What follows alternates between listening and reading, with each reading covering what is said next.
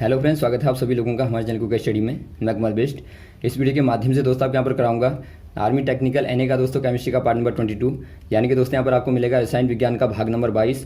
इससे पहले दोस्तों आपको 21 भाग कराए जा चुके हैं रसायन विज्ञान के, जहाँ पर आपने महत्वपूर्ण क्वेश्चन को देखा जो बार बार पूछे गए हैं और जिनकी बहुत पूछे जाने की संभावना रहती है।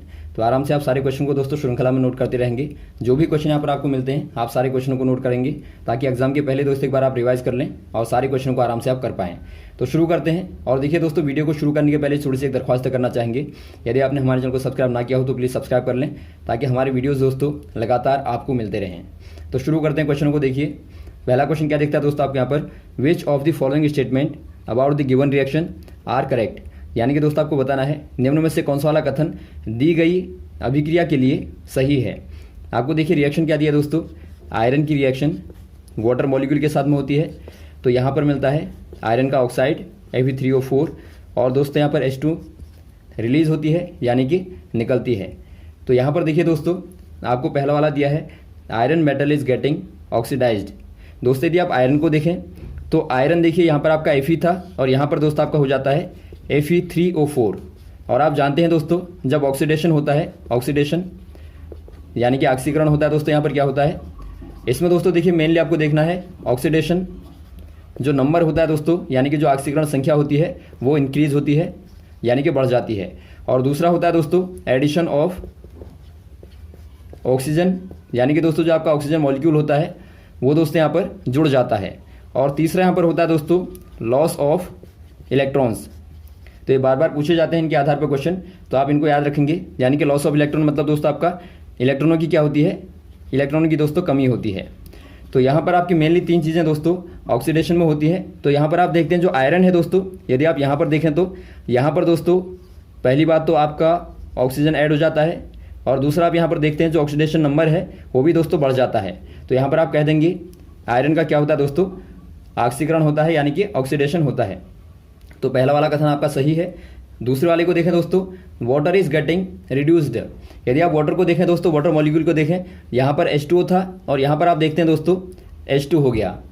यहाँ पर आप देखते हैं दोस्तों ऑक्सीडेशन में तो देखा आपने यहाँ पर बढ़ा था ऑक्सीडेशन नंबर, लेकिन यहाँ पर दोस्तों क्या होता है डिक्रीज होता है। यदि आप अपचयन में बात करें, रिडक्शन की बात करें तो रिडक्शन में दोस्तों क्या होता है ऑक्सीडेशन नंबर का दोस्तों डिक्रीज होता है यानी कि कम होता है। तो यहाँ पर आप देखते हैं H2 से यदि आप H में जाते हैं दोस्तों तो यहाँ पर आप देखते हैं हाइड्रोजन की क्या हो जाती है, ऑक्सीडेशन नंबर दोस्तों कम हो जाता है।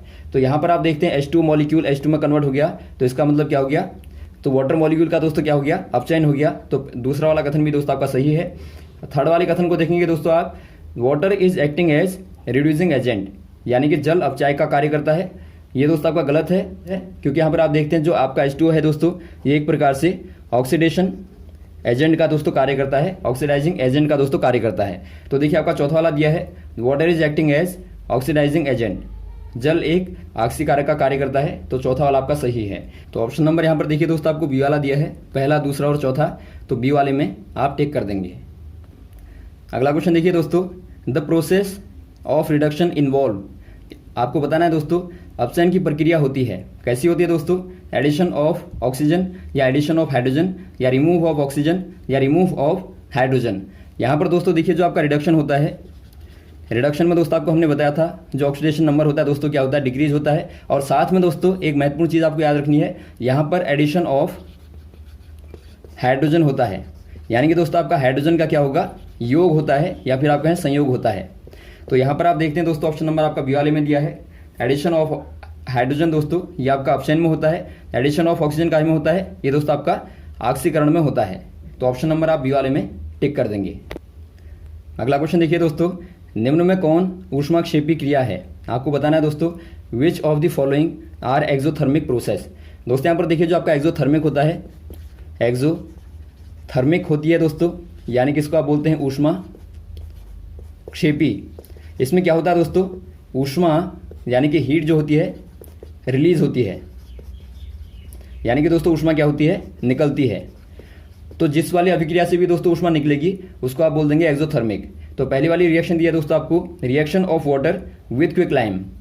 यहाँ पर देखिए दोस्तों आपका वाटर प्लस क्विक लाइम यदि आप करें दोस्तों, आप जानते हैं वाटर का H2O होता है और क्विक लाइम मतलब दोस्तों आपका अनबुझा चूना होता है यानी कि CaO होता है। इनकी रिएक्शन करने पर दोस्तों क्या मिलता है आपको, यहाँ पर आपको मिलता है CaOH का होल ट्वाइस यानी कि बुझा हुआ चूना मिलता है, और प्लस आपका दोस्तों हीट रिलीज होती है। यहाँ पर हीट दोस्तों रिलीज होती है यानी कि क्या हो जाएगी दोस्तों, एक्सोथर्मिक हो जाएगी। तो पहला वाला आपका एक्सोथर्मिक होगा। दूसरा आपको दिया दोस्तों डाइल्यूशन ऑफ एसिड। यदि आप दोस्तों एसिड का डाइल्यूशन करते हैं, देखिए आपका जो भी कंसनट्रेट एसिड होगा दोस्तों, एसिड का जब भी दोस्तों आप डाइल्यूशन करेंगे यानी कि उसको दोस्तों आप तनु करेंगे, तो यहाँ पर हमेशा ही हीट दोस्तों रिलीज होती है, यानी कि यहाँ पर क्या हो जाएगा दोस्तों, ऊष्मा निर्मुक्त होती है। तो ऊष्मा के निकलने को क्या कहेंगे आप, एक्सोथर्मिक। तो सेकंड वाली भी दोस्तों क्या हो जाएगी, एक्सोथर्मिक हो जाएगी। थर्ड वाला आपको दिया दोस्तों जल का वाष्पीकरण यानी कि इवेपोरेशन ऑफ वाटर। यदि आप दोस्तों जल का वाष्पीकरण करते हैं, यदि दोस्तों आप वाटर का इवेपोरेशन करते हैं, तो आप जानते हैं दोस्तों यहाँ पर आपको ऊष्मा की आवश्यकता होती है, यानी कि हीट की दोस्तों क्या होती है, आपको नेसेसरी होती है। यानी कि H2O में दोस्तों जब आप हीट को ऐड करेंगे तो यहाँ पर क्या होगा, इवेपोरेशन होगा यानी कि वाष्पीकरण होगा। तो यहाँ पर आप देखते हैं हीट आपको जोड़नी पड़ रही है, तो ये दोस्तों क्या है, ऊष्मा शोषी है, यानी कि दोस्तों क्या हो जाएगी, ये आपकी एंडोथर्मिक हो जाएगी। तो ये दोस्तों आपकी एक्सोथर्मिक नहीं होगी। अगला देखिए दोस्तों, कंफोर का ऊर्ध्वपातन यानी कि सब्लिमेशन ऑफ कंफोर। दोस्तों यहाँ पर देखिए जो आपका सब्लिमेशन होता है दोस्तों, सब्लिमेशन में भी दोस्तों हमेशा ही आपको हीट को जोड़ना पड़ता है। यानी कि आप दोस्तों कंफोर क्रिस्टल का दोस्तों, यदि आप कंफोर का सब्लिमेशन करेंगे तो यहाँ पर आपको हीट को ऐड करना पड़ेगा, तो आपका दोस्तों सब्लिमेशन होगा, ऊर्ध्वपातन होगा। तो यहाँ पर आप कह देंगे दोस्तों ऑप्शन नंबर आपका डी वाला भी क्या होगा, एंडोथर्मिक होगा। ध्यान देंगे आप, एंडोथर्मिक होगा। तो यहाँ पर आप देखते हैं दोस्तों पहला वाला और दूसरा वाला क्या है, एक्सोथर्मिक है, जो यहाँ पर आपको पूछा गया है। तो यहाँ पर आप टिक करेंगे। देखिए पहला वाला आपको दिया है फर्स्ट एंड सेकंड, तो पहले वाले में आप टिक कर देंगे। और साथ में दोस्तों आप एक्सोथर्मिक और एंडोथर्मिक दोनों को ही याद रखेंगे, इनके आधार पर बार बार क्वेश्चन आता है। अगला क्वेश्चन देखिए दोस्तों, जल में हाइड्रोजन और ऑक्सीजन किस अनुपातिक आयतन में होते हैं। यानी कि दोस्तों यहाँ पर आपको बताना है, give the ratio in which hydrogen and oxygen present in water by volume. दोस्तों यहाँ पर देखिए वॉल्यूम के आधार पर यदि आप वाटर को देखें दोस्तों, वाटर मॉलिक्यूल को देखें तो कैसे बनता है दोस्तों, जब आप 2 H2 को मिलाते हैं और प्लस दोस्तों आप मिलाते हैं O2 को, तो यहाँ पर बनता है 2H2O। यानी कि यहाँ पर आप देखते हैं दोस्तों हाइड्रोजन जो होता है वो दोस्तों आपका 2 के अनुपात में होता है और वो दोस्तों आपका 1 में होता है। यानी कि आप अनुपात देखेंगे दोस्तों 2:1 के अनुपात में यहाँ पर वॉल्यूम के आधार पर होता है। तो यहाँ पर आप कह देंगे दोस्तों 2:1। ऑप्शन नंबर आपका सी वाला सही हो जाएगा। अगला क्वेश्चन देखिए दोस्तों, एक पदार्थ X जो सफ़ेद वॉश के रूप में प्रयोग होता है और वायु की अनुपस्थिति में गर्म करने पर चूना पत्थर देता है, तो आपको बताना है X क्या होगा। यानी कि यहाँ पर आपको पूछा गया है दोस्तों, a substance X is used as white washing and is obtained by heating limestone in the absence of air. X is दोस्तों यहाँ पर देखिए, यदि आप देखते हैं दोस्तों वाइट वॉश के तौर पे दोस्तों क्या इस्तेमाल होता है, CaOH का होल ट्वाइस आप इस्तेमाल करते हैं। यानी कि दोस्तों आप बुझा चूना या आप कहें दोस्तों स्लैंड जो लाइम होता है इसका इस्तेमाल करते हैं। और साथ में दोस्तों यदि आप CaOH का होल ट्वाइस को दोस्तों गर्म करते हैं, हीट करते हैं दोस्तों एयर की अब्सेंस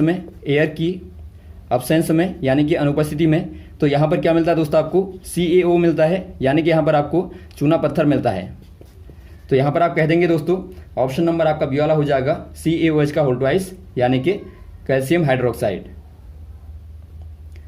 अगला क्वेश्चन देखिए दोस्तों, निम्न में कौन एक ऊष्मशोषी अभिक्रिया है। यानी कि आपको बताना है विच of the following is an endothermic reaction.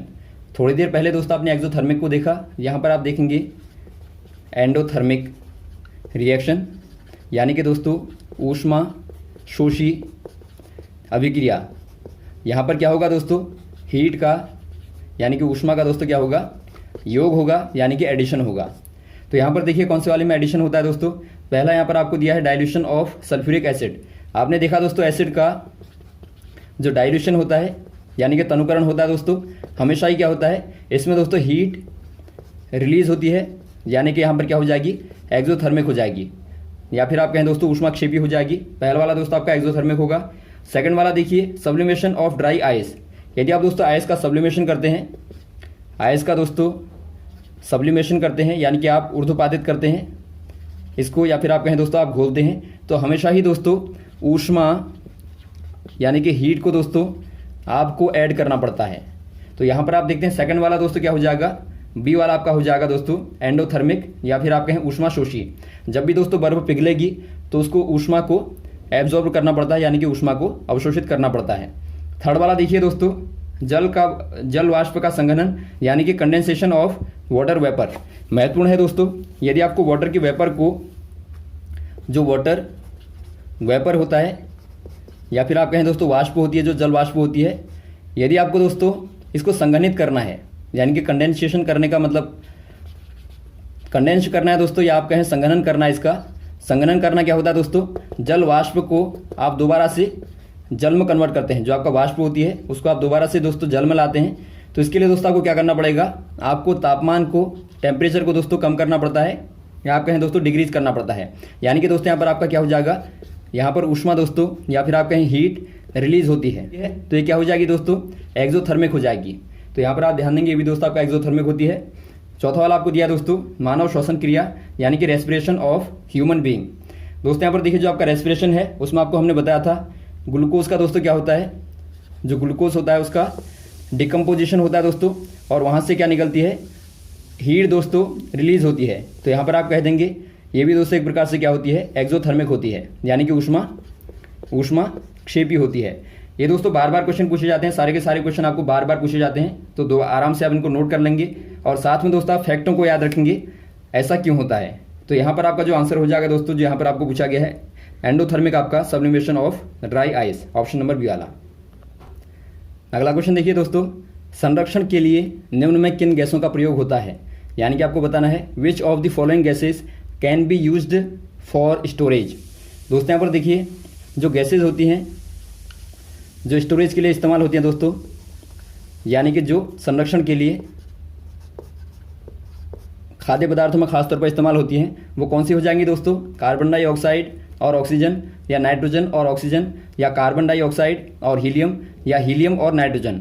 ये दोस्तों आपके यहाँ पर होती हैं हीलियम और नाइट्रोजन दोस्तों, या आप कहें दोस्तों He और N2 होते हैं।